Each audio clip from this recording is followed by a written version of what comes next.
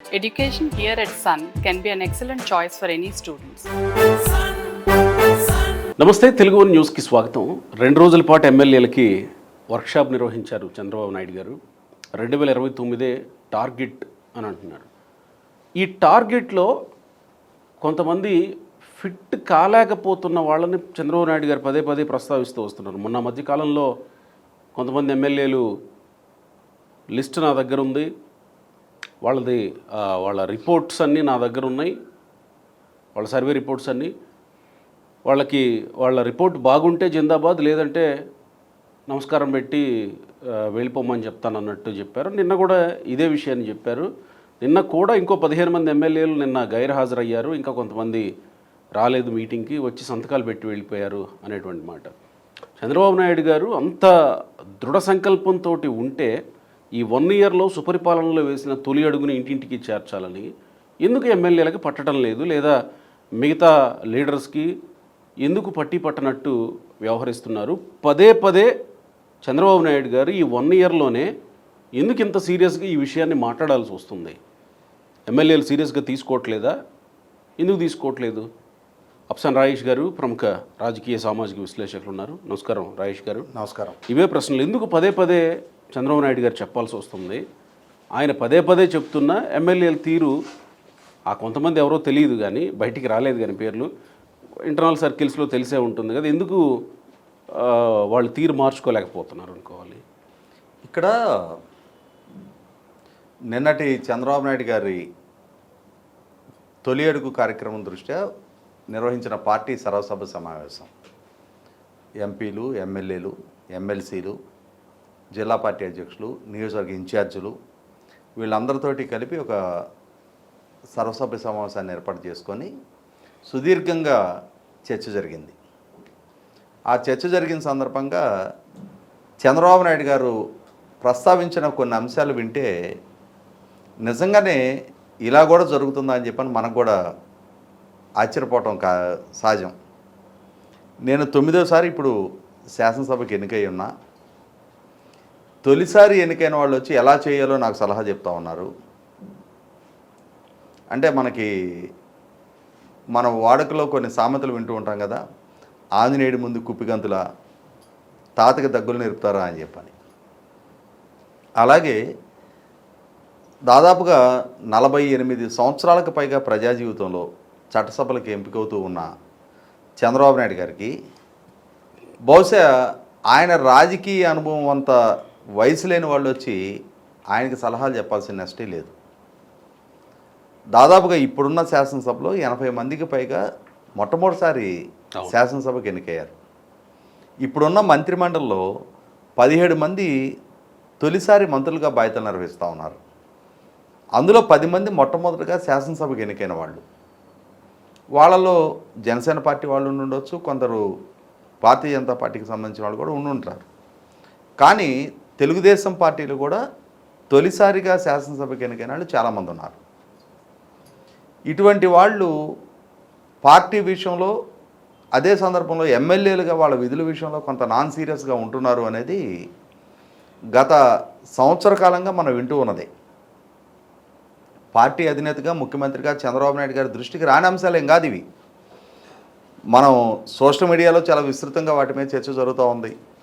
మా ఎమ్మెల్యే కార్యకర్తల కాల్స్కే స్పందించడు, మా ఎమ్మెల్యేని కలవాలి అని అంటే చంద్రబాబు నాయుడు గారు త్వరగా కలుస్తాడు కానీ మా ఎమ్మెల్యే దొరకటమే కష్టం, మా ఎమ్మెల్యే తెలుగుదేశం వాళ్ళకన్నా వైసీపీ నుంచి ఫిరాయించి వచ్చిన వాళ్ళు, ఎన్నికల తర్వాత ఆయన దగ్గరికి చేరిన వాళ్ళకి ఎక్కువ ప్రాధాన్యత ఇస్తున్నాడు. ఇలా రకరకాల కంప్లైంట్ మనం సోషల్ మీడియా వేదికగా సంవత్సర కాలం నుంచి వింటూ ఉన్నాం. వాళ్ళ పిఏల మీద కూడా చంద్రబాబు నాయుడు గారు అన్నా కలిసే అవకాశం ఉంటుందేమో కానీ వాళ్ళ పిఏలు మాత్రం ఫోన్ ఎత్తారు అని. అవును. సో వీటన్నిటి నేపథ్యంలో సహజంగానే సోషల్ మీడియాలో ఇంత విస్తృతంగా చర్చ జరుగుతూ ఉన్నప్పుడు ఇంటెలిజెన్స్ విభాగం నుంచో, లేదు చంద్రబాబు నాయుడు గారికి ఉండే ఆయన ఆంతరంగికుల నుంచో ఈ సమాచారం చంద్రబాబు నాయుడు గారికి కూడా చేరకుండా ఉండదు. కాబట్టి ఆయన గత కొన్నాళ్ళుగా సున్నితంగా హెచ్చరిస్తూ వస్తున్నారు, మీరు వన్ టైం ఎమ్మెల్యేలుగా మిగిలిపోవద్దు, కరెక్ట్, సుదీర్ఘకాలం రాజకీయాల్లో కొనసాగాలి అనుకున్నప్పుడు రాజకీయాలు అనేది మీకు మీరు ఇష్టపడి వచ్చారు, మీకు మీరు ఇష్టపడి వచ్చినప్పుడు ప్రజాసేవ కూడా రాజకీయాల్లో కొనసాగటానికి మీరు ప్రధానంగా ఎంచుకోవాల్సిన అంశం. అంతే తప్ప మా దగ్గర ఏదో డబ్బులు ఉన్నాయి, మాకేదో రాజకీయ వారసత్వం ఉంది, ఈ హోదా ఆ డబ్బుతోటో మాకున్న రాజకీయ వారసత్వం కారణంగానో మాకు సునాయాసంగా కంటిన్యూ అవుద్ది అని చెప్పనే భ్రమంలో ఉంటే ఆ భ్రమల నుంచి మొట్టమొదటి బయటికి రండి.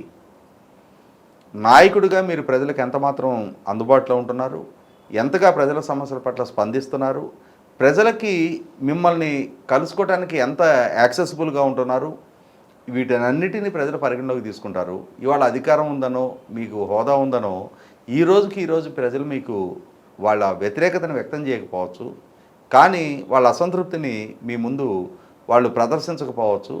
కానీ సమయం సందర్భం వచ్చినప్పుడు ఎంత విఘ్నతతోటి వాళ్ళ తీర్పు ఇవ్వాలి అనేది ప్రజలకు ఒక స్పష్టత ఉంటుంది. మన కళ్ళ ముందు జగన్మోహన్ రెడ్డి అనుభవం చూస్తూ ఉన్నాం. రాబోయే 30 సంవత్సరాలు మేము అధికారంలో కొనసాగలము అని చెప్పని అనుకున్న వాళ్ళని ఎంత ఘోరంగా వాళ్ళు డబ్బు ఖర్చు పెట్టక కాదు, వాళ్ళు డబ్బు ఖర్చు పెట్టారు, చాలా ఎక్కువగా ఖర్చు పెట్టారు.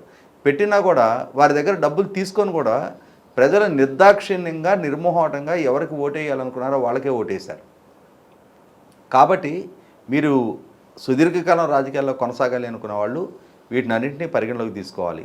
మోర్ యాక్సెసిబుల్గా ఉండాలి, ప్రజల సమస్యలను అర్థం చేసుకోవాలి, స్పందించాలి, కార్యకర్తలకు అందుబాటులో ఉండాలి అని చెప్పని చాలా వివరంగా చెప్తూ నిన్న దాదాపుగా 6 గంటల పాటు వారి ఆ కార్యక్రమం కొనసాగింది.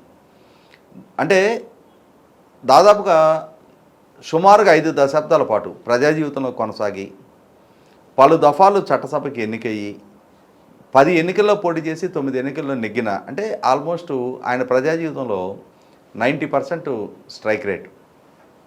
అవుట్ ఆఫ్ 10 ఆయన కంటెస్ట్ చేసిన ఎన్నికల్లో 1983లోనే వారు ఓడిపోవడం జరిగింది. మరి అంతటి సుదీర్ఘ అనుభవం ఉన్న నాయకుడు, పార్టీ అధినేతగా కూడా 3 దశాబ్దాల కాలం పూర్తి చేసుకుంటున్న నాయకుడు, చాలా మంది రాజకీయ జీవితాలని ఎవరు రాజకీయంగా సుస్థిరం చేసుకోగలిగారు, ఎవరు రాజకీయంగా ఒకసారి అవకాశం దక్కినా దాన్ని సద్వినియోగం చేసుకోలేక కనుమరుగైపోయారు, ఎందుకు కనుమరుగయ్యారు అనేది ఆయనకి చాలా స్పష్టత ఉంది. ప్రజా జీవితంలో ప్రజల చేత ఎంపిక కాబట్టడానికి ఒక అవకాశం చాలు, కానీ ఆ దక్కిన అవకాశాన్ని సుస్థిరం చేసుకొని దశాబ్దాల తరబడి ఇవాళ 43 సంవత్సరాల తెలుగుదేశం పార్టీ ప్రస్థానంలో 43 సంవత్సరాలుగా ప్రజలతో మమేకమై ఉండి కొనసాగుతున్న కుటుంబాలు ఉన్నాయి, నాయకులు ఉన్నారు.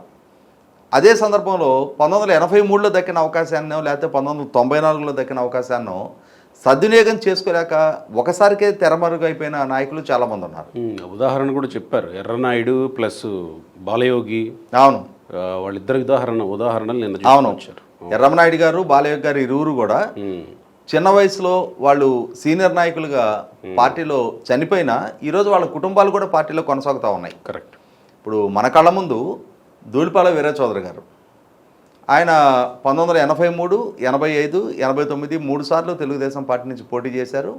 83, 85లో నెగ్గారు, 89లో ఓడిపోయారు. కానీ 94 ఎన్నికలకు ముందు రోడ్డు ప్రమాదంలో వారు చనిపోయారు. వారు రాజకీయ వారసుడిగా రంగప్రవేశం చేసిన ధూళిపాల నరేంద్ర కుమార్ గారు తర్వాత 7 సార్లుగా ఇప్పటికి పోటీ చేస్తూ వచ్చారు, 6 సార్లు నెగ్గారు. అంటే తెలుగుదేశం పార్టీ ఆవిర్భావం తర్వాత జరిగిన 10 అసెంబ్లీ ఎన్నికల్లో తండ్రి కొడుకులు ఇరువురు కలిసి 8 సార్లు నెగ్గారు. 43 సంవత్సరాలుగా పార్టీతోటి అంకితమై ఆ కుటుంబం పార్టీలోనే కొనసాగుతూ ఉంది.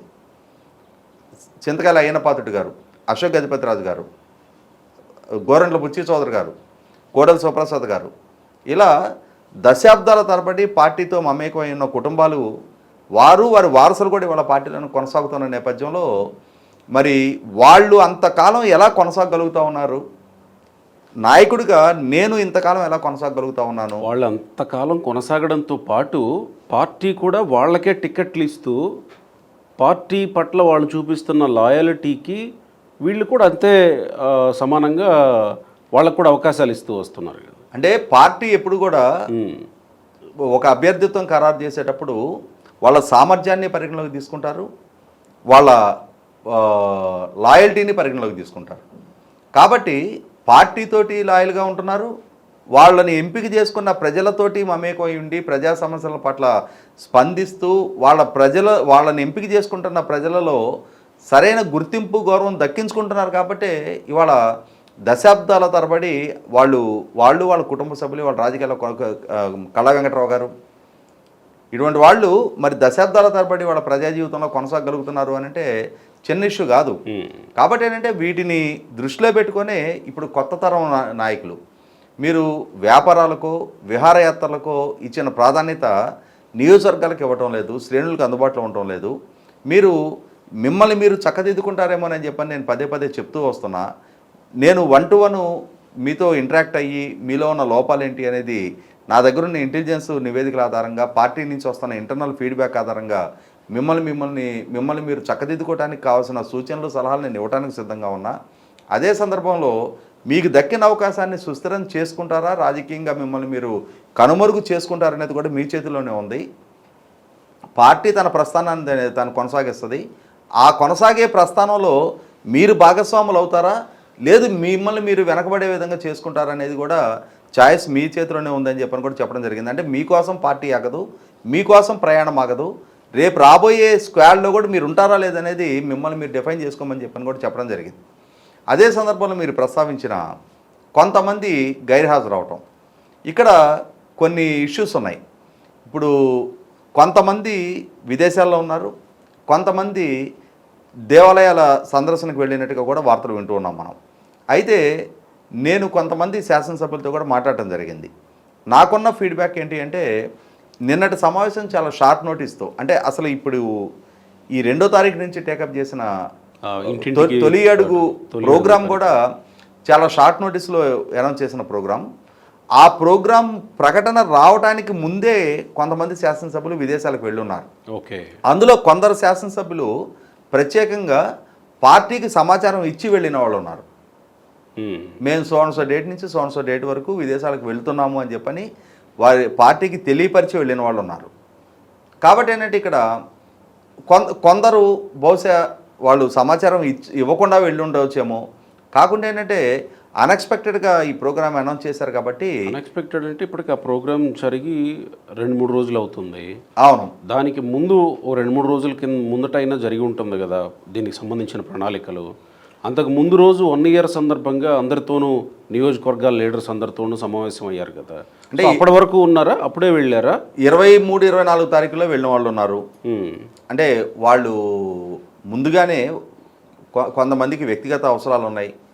ఇప్పుడు అలాగే చంద్రబాబు నాయుడు గారు ప్రస్తావించినట్టుగా తానా నాట్స్ సమావేశాలు జరుగుతున్న సందర్భంగా కూడా ఆహ్వానాలు చాలామందికి ఉన్నాయి. దాదాపుగా నాకు తెలిసి తానా వెబ్సైట్లో 40-50 మంది శాసనసభ్యులు ఫోటోలు అప్లోడ్ అయ్యి ఉన్నాయి. అంటే మరి వాళ్ళంతా ఇప్పుడు అంటే వాళ్ళకి ఎప్పుడో ఇన్విటేషన్స్ వచ్చున్నాయి, వాళ్ళందరూ ఎప్పుడో వీసాలు తీసుకొని వాళ్ళ కన్సెంట్ తెలియపరుచున్నారు. ఇప్పుడు సడన్గా ప్రభుత్వ పరంగా పార్టీ పరంగా తీసుకున్న నిర్ణయం ఈ ప్రోగ్రామ్ అనేది. కాబట్టి ఇప్పుడు చెప్తా ఉన్నారు దీన్నే సీరియస్గా తీసుకోండి అని చెప్పని. విదేశాలకి పైన కావాల్సిన వాళ్ళు ఎవరైతే ఉన్నారో వాళ్ళ ప్రోగ్రామ్ని క్యాన్సిల్ చేసుకుంటారు. విదేశాల్లో ఉన్న వాళ్ళకి కూడా సమాచారం ఇచ్చారు, మీరు వీలైనంత త్వరగా వచ్చేసేయండి ఇక్కడికి, ఇమ్మీడియట్గా ఈ ప్రోగ్రామ్కి ప్రయారిటీ ఇవ్వాలి అని చెప్పని. ఇక్కడ నాకు తెలిసి కొంతమంది పిల్లల కోసం వెళ్ళిన వాళ్ళు ఉన్నారు.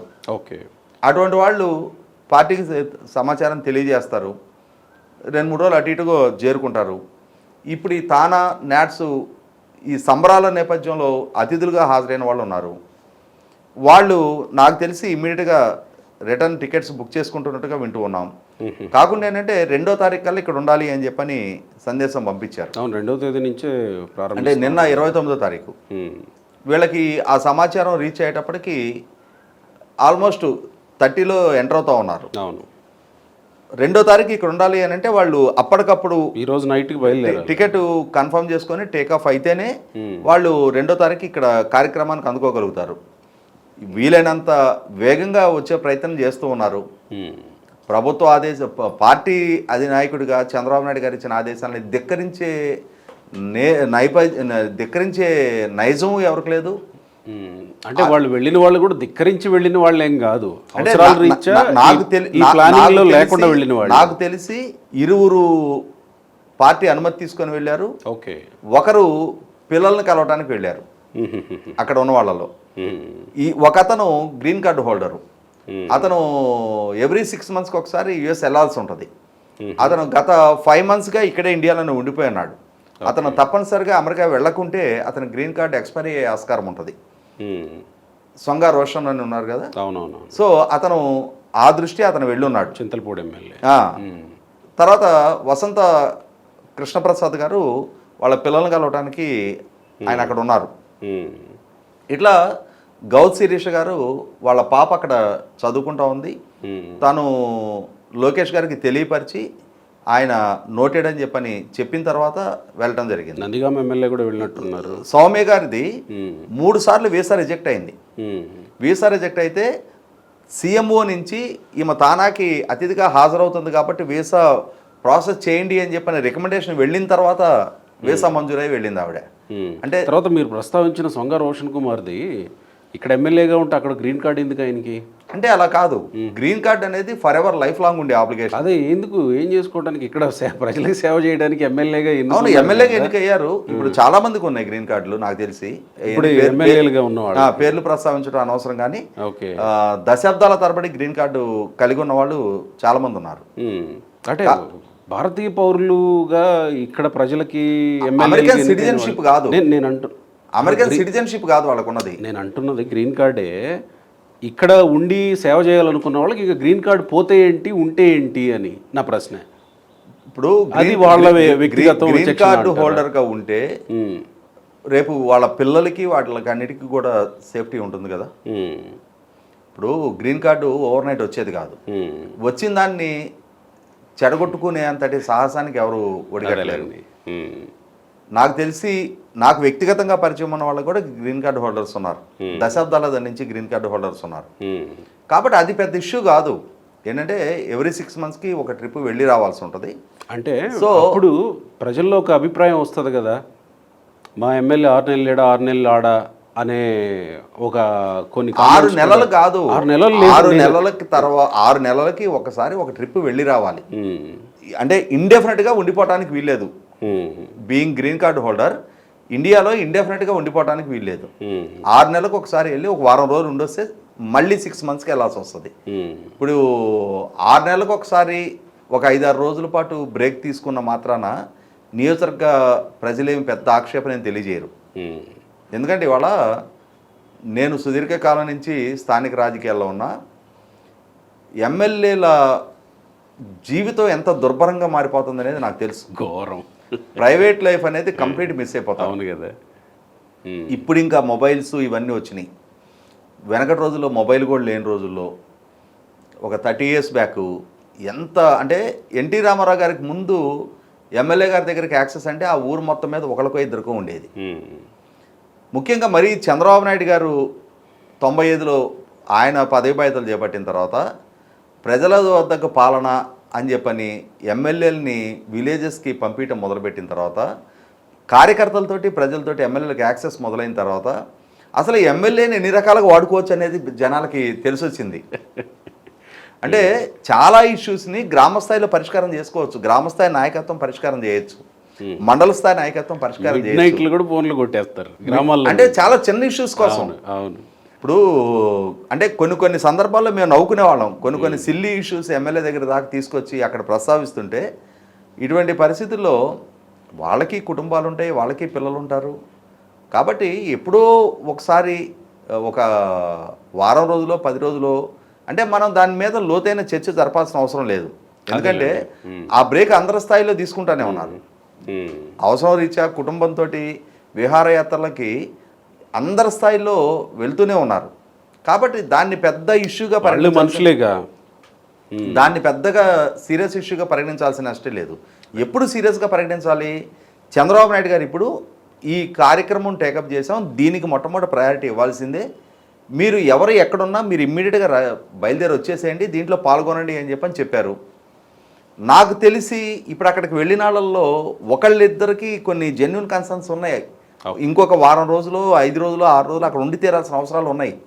వాటిని చూసుకొని వచ్చేస్తారు. అంతేగాని వాళ్ళని ఎన్నుకున్న ప్రజలను వదిలిపెట్టి, వాళ్ళని నమ్మి అవకాశం ఇచ్చిన పార్టీని వదిలిపెట్టి ప్రజా జీవితంలో కొనసాగే వాళ్ళు వీళ్ళేం ఫర్ ఎవర్ ఎక్కడో విహారయాత్రలు చేయడానికి వెళ్ళాల, తాత్కాలికంగా వెళ్ళున్నారు. ఇప్పుడు చంద్రబాబు నాయుడు గారు ఈ తానాకి నాట్స్ కన్వెన్షన్స్కి వెళ్ళొద్దు, మీరు ఇక్కడ ప్రయారిటీ ఇవ్వమని చెప్పారు. కాబట్టి బహుశా కన్సెంట్ ఇచ్చిన 40 మందికి 40 మంది వెళ్ళకపోవచ్చు. పార్టీ అనుమతితోటి, ఎందుకంటే ఇక్కడ గమనించుకోవాల్సింది ఏంటంటే ఎన్ఆర్ఐలు తెలుగుదేశం పార్టీకి కొండంత అండ. అంటే ఎందుకు చెప్తున్నానంటే దాదాపుగా జగన్మోహన్ రెడ్డి గారి పాలనా హయాంలో దొంగ ఓట్ల చేర్పులు కొన్ని లక్షలు జరిగాయి. అలాగే అర్హులైన తెలుగుదేశం పార్టీ కార్యకర్తలవి తొలగింపులు కూడా కొన్ని లక్షల ఓట్లు చేశారు. ఆ ఓటర్ లిస్టు ప్రాపర్గా ప్యూరిఫికేషన్ రెస్పాన్సిబిలిటీ మొత్తం కూడా ఎన్ఆర్ఐలే టేకప్ చేశారు. ఎంతమంది ఎన్ఆర్ఐలు ఎన్ని గంటలు డెడికేటెడ్గా పనిచేసి ఆ ఓటర్ లిస్టుని స్ట్రీమ్లైన్ చేశారనేది నాకు చాలా స్పష్టంగా తెలుసు. అలాగే చంద్రబాబు నాయుడు గారి అరెస్ట్ జరిగింది అని అంటే 70 దేశాలలో పైగా చంద్రబాబు నాయుడు గారి అరెస్ట్ పట్ల నిరసన వ్యక్తం చేస్తూ ఎన్ఆర్ఐలు ముందుకొచ్చి జగన్మోహన్ రెడ్డి గారి ప్రభుత్వానికి వ్యతిరేకంగా వాళ్ళు టేకప్ చేసిన నిరసనలు ఈ రోజుకి కూడా హైలైట్. అవును. అంటే చంద్రబాబు నాయుడు గారి పట్ల గ్రాటిట్యూడ్ ప్రదర్శించే శ్రేణులు, అభిమానులు, ఆయన పట్ల ఆ విశ్వాసాన్ని ప్రకటించే ప్రజలు ఇన్ని దేశాల్లో వాళ్ళు చంద్రబాబు నాయుడు గారికి మద్దతుగా నిరసన తెలియజేస్తున్నారా అని చెప్పని జాతీయ స్థాయిలో చర్చనీయాంశంగా మారింది అది. అదే సందర్భంలో మొన్నటి ఎన్నికల్లోనే కాదు, ఎన్నికలకి చాలా ముందు నుంచి కూడా అన్నా క్యాంటీన్ని జగన్మోహన్ రెడ్డి గారు రద్దు చేసిన తర్వాత కొన్ని సంవత్సరాల పాటు ఎన్ఆర్ఐలు వాళ్ళ ఫండింగ్తో చాలా నియోజకవర్గాల్లో అన్నా క్యాంటీన్లు నిర్వహణ చేశారు. చాలా నియోజకవర్గాల్లో వాళ్ళు చంద్రబాబు నాయుడు గారు గెలిస్తే చాలు అని చెప్పని నిస్వార్థంగా వాళ్ళు సేవా కార్యక్రమాలు టేకప్ చేశారు. అలాగే చాలామంది అభ్యర్థులకి మొన్నటి ఎన్నికల్లో ఫండింగ్ చేశారు, వాళ్ళు పార్టీకి కూడా ఫండింగ్ చేశారు. అటువంటి ఎన్ఆర్ఐలు వాళ్ళందరూ కోరుకున్న ప్రభుత్వం అధికారంలోకి వచ్చిన తర్వాత ఈ అధికారం మార్పిడికి సంబంధం లేకుండానే ఎవ్రీ 2 ఇయర్స్కి ఒకసారి జరిగే సంబరాలు, నాడ్సైనా తానాయన, అటువంటి సంబరాలు జరుపుకుంటున్న సందర్భంగా వాళ్ళు కొందరు అతిథుల్ని ఆహ్వానించినప్పుడు కొందరు పార్టీ అనుమతితోటే కన్సెంట్ ఇచ్చిన వాళ్ళు ఉన్నారు, కొంతమంది పార్టీకి తెలియపరచకుండా కన్సెంట్ ఇచ్చిన వాళ్ళు ఉన్నారు. ఇప్పుడు చంద్రబాబు నాయుడు గారు తీసుకున్న ఈ డెసిషన్ కారణంగా అసలు ఆ సమావేశాల్లో ఎవరిని పాల్గొనిరా అంటే ఖచ్చితంగా కొందరు పాల్గొంటారు. ఎందుకంటే ఇక్కడ ఇష్యూ ఎన్ఆర్ఐస్తో కాదు, ఎన్ఆర్ఐ సంఘాలతో కాదు, వాళ్ళు జరుపుకుంటున్న సమావేశాలతో కాదు, కొందరు శాసనసభ్యులు ప్రదర్శిస్తున్న నిర్లక్ష్య ధోరణి అనాలా, నాన్ సీరియస్నెస్ అనాలో, దాని పట్ల ఆయన స్పందించారు. కరెక్ట్. పార్టీ అధినేతగా అలా స్పందించి తీరాలి. అలా అని చెప్పని ఇవాళ విదేశాలకి వెళ్ళిన ప్రతి శాసనసభ్యులు నాన్ సీరియస్ పాలిటిషియన్ అంటే కాదు. నిత్యం ప్రజలతో మమేకమయ్యే వాళ్ళు ఉన్నారు, ప్రజా జీవితంలో సుదీర్ఘకాలం కొనసాగాలి అనుకునే వాళ్ళు ఉన్నారు. కాబట్టి వాటి పట్ల ఎవరు ఏంటి అనేది చంద్రబాబు నాయుడు గారికి ఒక స్పష్టత ఉంది, ఎవరు ఏ కారణం వల్ల వెళ్ళారు అనేది ఒక స్పష్టత ఉంది. అదే సందర్భంలో పార్టీ నుంచి అనుమతి తీసుకొని వెళ్ళిన వాళ్ళు ఎవరు అనేది కూడా ఆయనకు ఒక స్పష్టత ఉంది. కాబట్టి గుర్రాన్ని గాడిదని ఒకే ఘాటన కట్టేసే పని ఆయన చెయ్యరు, మనం కూడా చేయాల్సిన అవసరం లేదు. రైట్ అండి, థ్యాంక్ యూ.